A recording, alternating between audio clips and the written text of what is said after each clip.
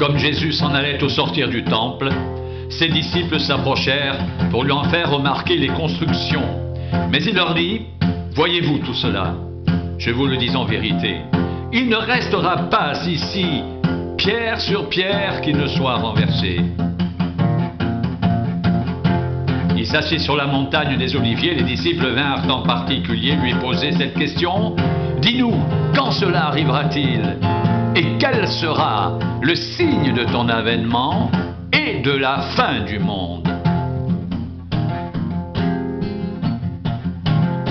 Jésus leur répondit, « Prenez garde, que personne ne vous séduise, car plusieurs viendront sous mon nom, disant, « C'est moi qui suis le Christ », et ils séduiront beaucoup de gens.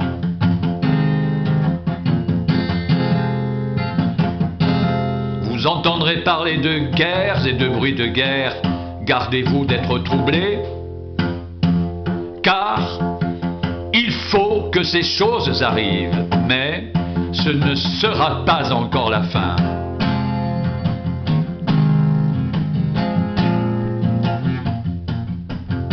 Une nation s'élèvera contre une nation, et un royaume contre un royaume. Et il y aura en divers lieux des famines et des tremblements de terre. Tout cela ne sera que le commencement des douleurs. Alors, on vous livrera au tourment, on vous fera mourir, vous serez haïs de toutes les nations à cause de mon nom.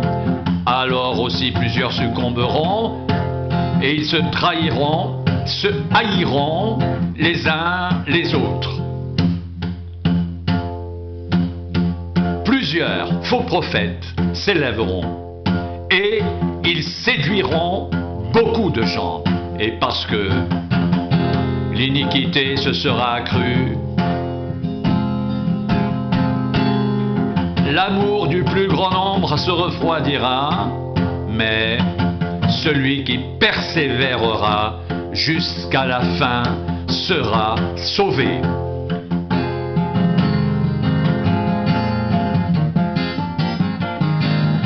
Cette bonne nouvelle du royaume sera prêchée dans le monde entier pour servir de témoignage à toutes les nations.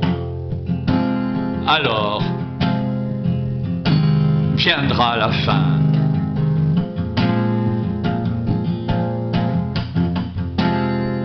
C'est pourquoi lorsque vous verrez l'abomination de la désolation dont a parlé le prophète Daniel établie en lieu saint, que celui qui lit fasse attention. Alors que ceux qui seront en Judée fuient dans les montagnes, que celui qui sera sur le toit ne descende pas pour prendre ce qui est dans sa maison, et que celui qui sera dans les champs ne retourne pas en arrière pour prendre son manteau.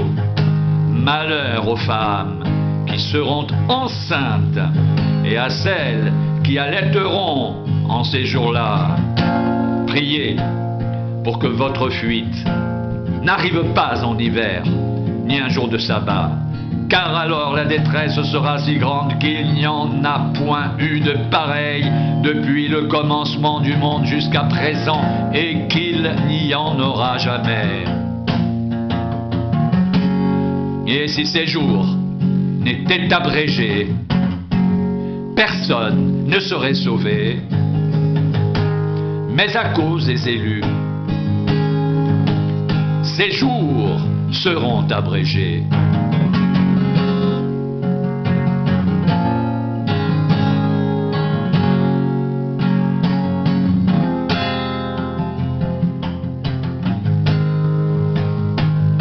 Si quelqu'un vous dit alors le Christ est ici, ou il est là, ne le croyez pas, car il s'élèvera de faux Christ et de faux prophètes. Ils feront de grands prodiges et des miracles, au point de séduire, s'il était possible, même les élus.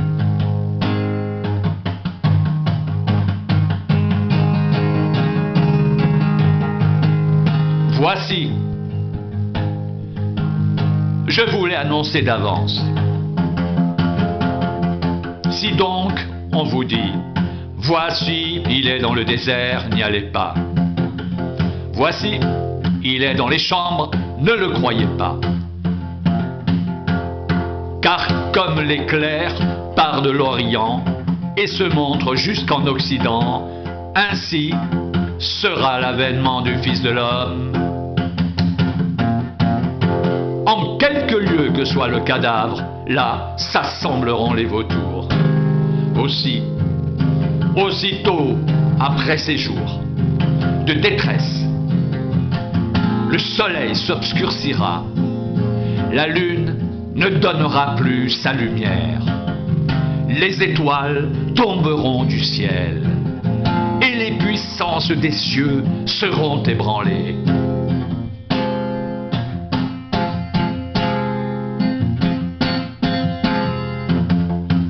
Alors, le signe du Fils de l'homme paraîtra dans le ciel.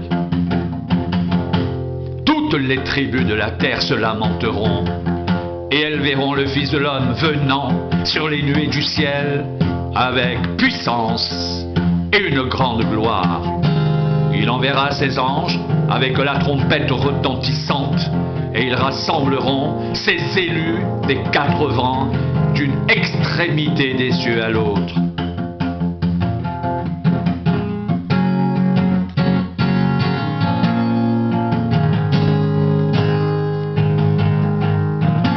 Instruisez-vous par une comparaison tirée du figuier. Dès que ses branches deviennent tendres et que les feuilles poussent, vous savez que l'été est proche. De même, quand vous verrez toutes ces choses, sachez que le Fils de l'homme est proche, à la porte.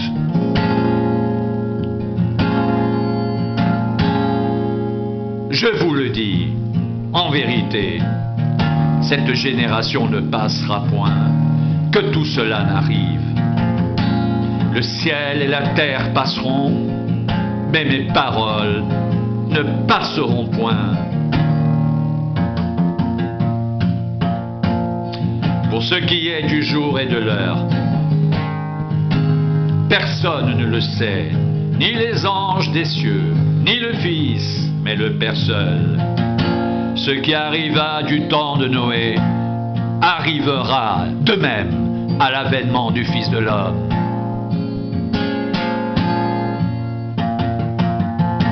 Car dans les jours qui précédèrent le déluge, les hommes mangeaient et buvaient,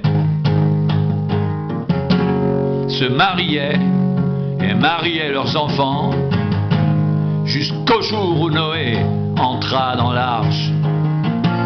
Et ils ne se doutèrent de rien, jusqu'à ce que le déluge vienne et les emporte tous.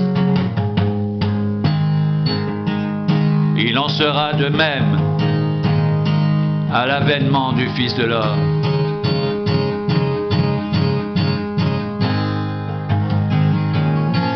Alors, de deux hommes qui seront dans un champ, l'un sera pris et l'autre laissé. De deux femmes qui moudront à la meule, l'une sera prise et l'autre laissée.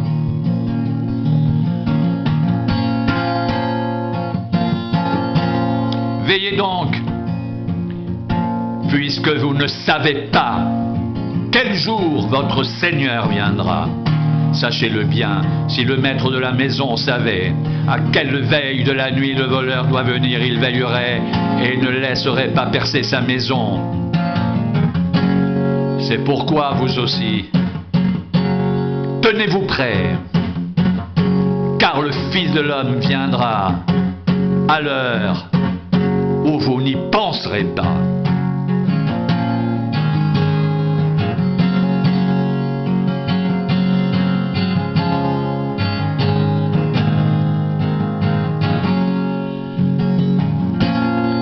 Quel est donc le serviteur fidèle et prudent que son maître a établi sur ses gens pour leur donner la nourriture au temps convenable.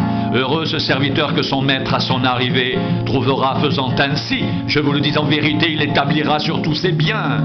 Mais si c'est un méchant serviteur qui dit en lui-même, mon maître tarde à venir, s'il se met à battre ses compagnons, s'il mange et boit avec les ivrognes, le maître de ce serviteur viendra le jour où il ne s'y attend pas et à l'heure qu'il ne connaît pas.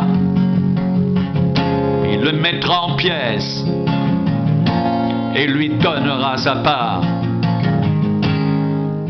avec les hypocrites. C'est là qu'il y aura des pleurs et des grincements de dents. C'est là qu'il y aura des pleurs et des grincements de dents.